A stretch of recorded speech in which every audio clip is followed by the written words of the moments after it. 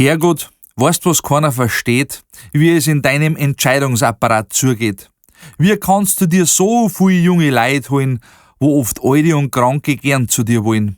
Doch die lässt du weiter dahin vegetieren. Na, das tu ich nicht wirklich kapieren. Warum wird eine junge Familie auseinandergerissen? Was denkst du dir da? Das möchte ich gern wissen. Wenn junge Papas oder Mamas zu dir müssen, oft deren Kinder deswegen ein Leben lang bürsten. Warum holst du dir Kinder? Die haben niemand die was da. Wo ist deine Gerechtigkeit? Sag einmal wo.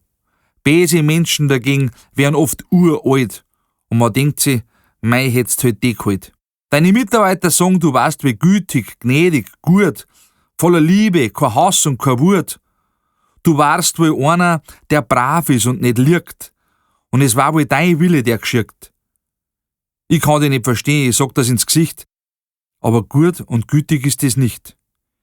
Ich kenn so viel, die haben mir im Leben gezahlt, so viel, aber halt sauber zu bald.